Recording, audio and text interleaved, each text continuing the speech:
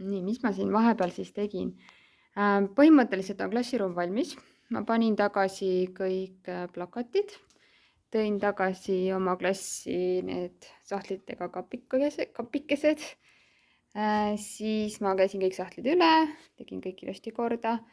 Ka need materjalid siin käisin kõik üle, et kõik oleks korras, sealt need sahtlid käisin üle. Siit sahtlid tegin korda.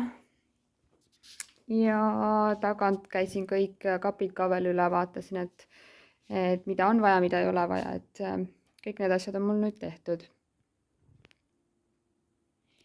Sain kätte ka ülejäänud need märgid, mida õpilased saavad siis oma koolikoti külge kinnitada.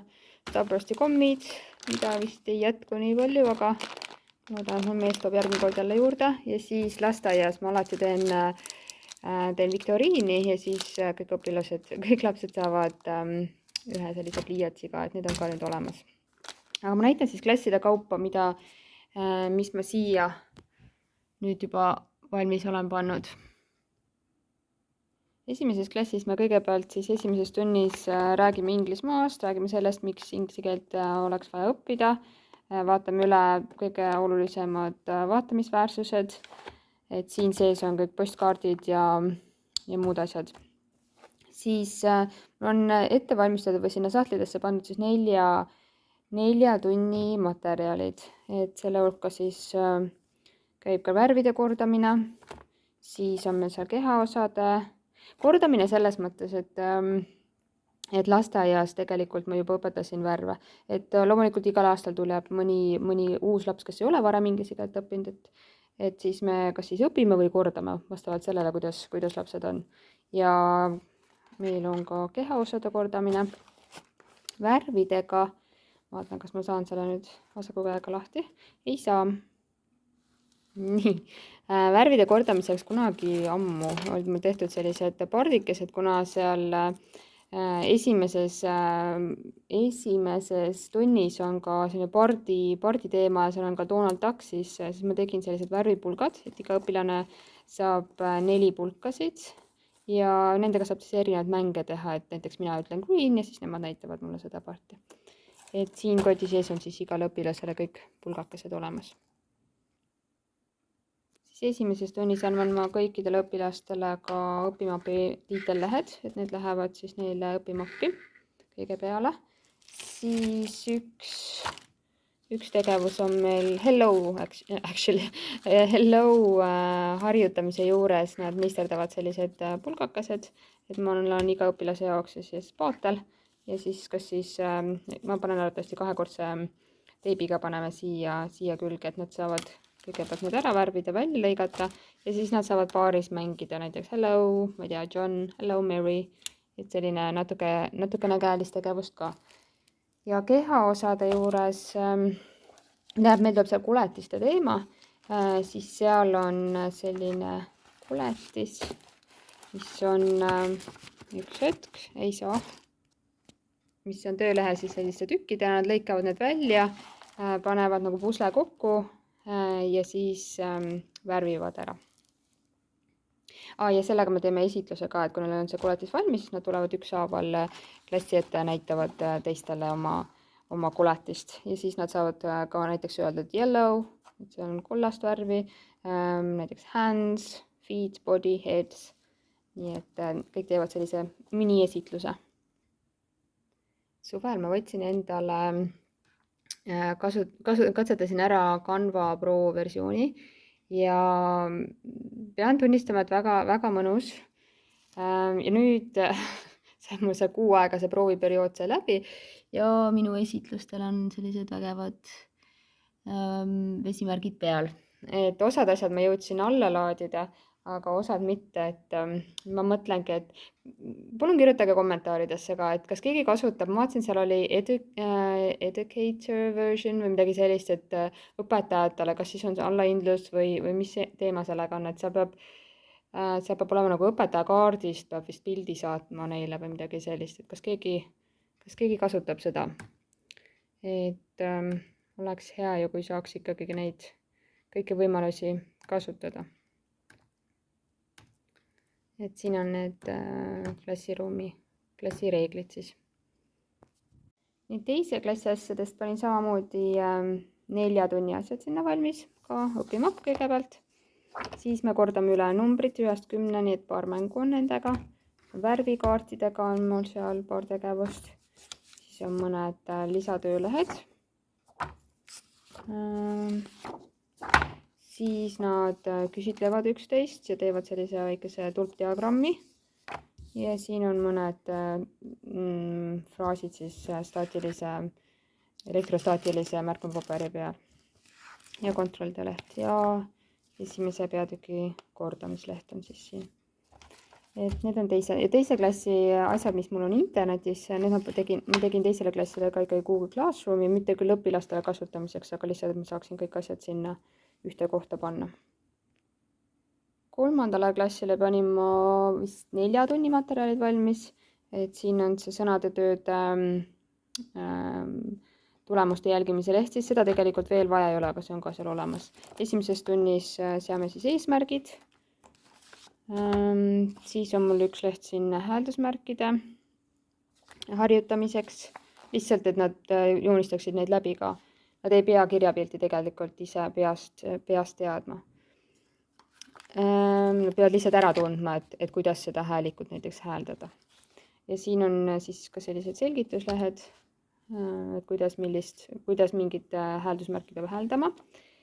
Siis ma panin, siin on üks tööleht ka ja õpimapilehed.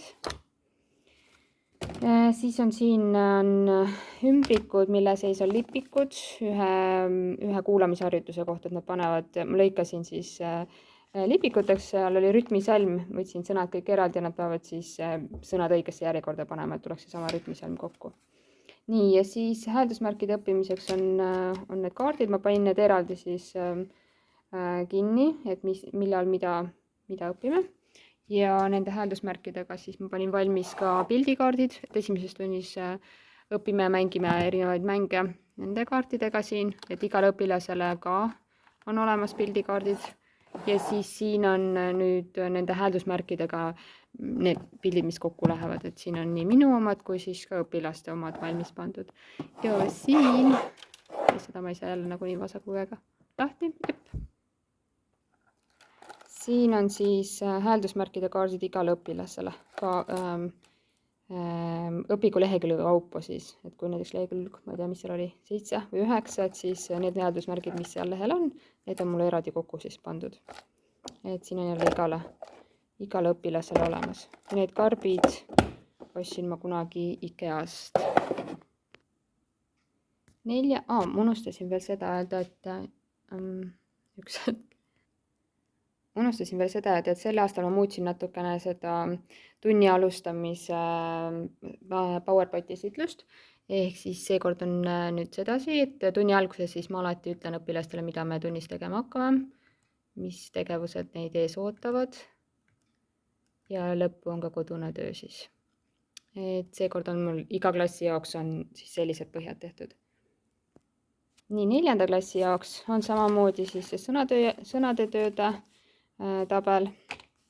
Siis esimeses tunnis tegeleme erinevate teredega erinevates keeltes. Siis siin on veel mõned, mis kordame üle, have got, has got, ämmi, saar kasutamise. Siis on siin üks tegevus on näiteks meil lipikutega, et nad võtavad kausi seest ühe lipiku pimesi ja küsivad kellegi käest siis what's the English for kutsikas näiteks.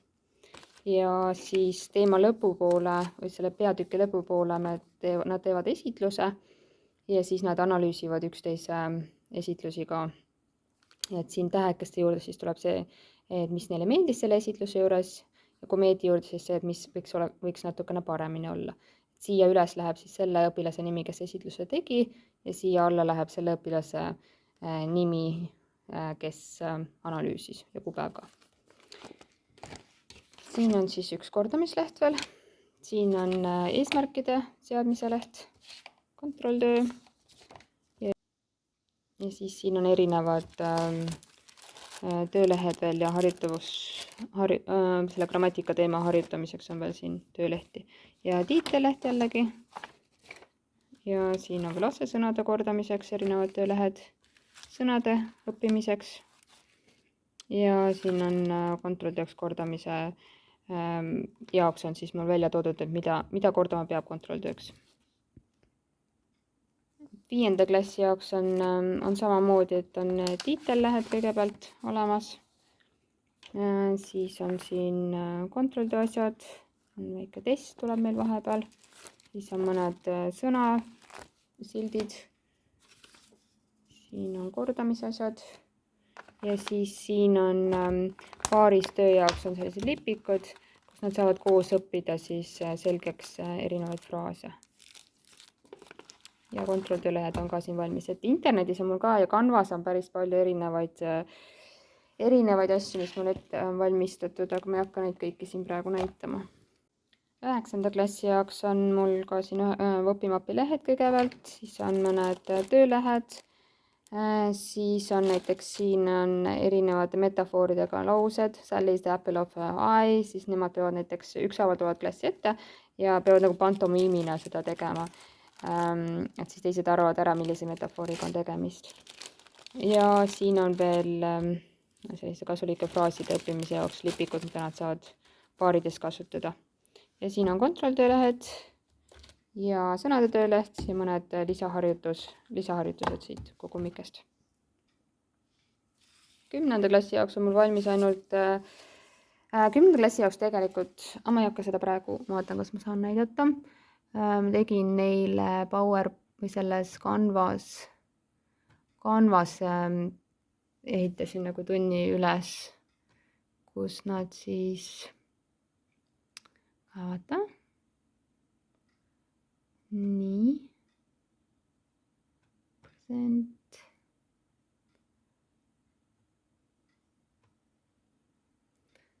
et siit hakkab siis terve tund minema. Et vahepeal, siin ma jälle tutvustan, mida me tunnis tegema hakkame. Nii, siis on erinevad küsimused. Siis me arutame, mida need sõnad tähendavad. Seejärel nad harjutavad nende sõnade selgitust paarides, kordamööda selgitavad neid sõnu inglise keeles. Siis räägime veel too näiteid erinevatest peretüüpidest. Siis nad küsivad üksteiselt küsimusi. Et nad valivad siit 3 küsimust ja 3 inimest, kelle käest lähevad küsima, küsivad ära, teevad märkmeid siia sama paberile ja siis pärast ma küsin, mida nad teada said. Siis me vaatame ühte videot ja siis nad teevad töövihikust ühe harjutuse. Unustasin veel öelda, et 9. klassiga me teeme ühte suvemängu veel, et õpilased ütlevad lauseid oma suve kohta ja siis see lause võib siis olla kas tõene või vale ja siis ülejäänud klass siis näitavad vastavat pulkad, mis nad arvavad, kas see lause tema suve kohta oli õige või vale. Ja unustasin veel näidata, et siin sees on üllatusmunad, teises klassis siin on kõikide õpilaste nimed on siin munade sees. Nad võtavad pimesi siit ühe muna, teevad lahti ja vaatavad, mis nende uus nimi on, et nad harjutame siis enda tutvustamist ja nad saavad siis uue nimega ka ennast tutvustada. Ehk siis siin on nüüd olemas mul kõik, palju mul siis on, no erinevatel klassidel on erinevad materjalid, tegelikult ainuke, mis on kõige halvemas seisus on 10. klass, 9., 5., 4. on kõik terve esimese peatüki materjalid olemas, 2., 1. klassil on 4 tunni materjalid olemas ja 3. klassil oli ka vist 4 tunni materjalid. Ehk siis 10. klassiga peab veel tööd tegema ja lasteaia asjad on tegelikult kõik olemas, aga need peaks ka üle vaatama. Vot nii.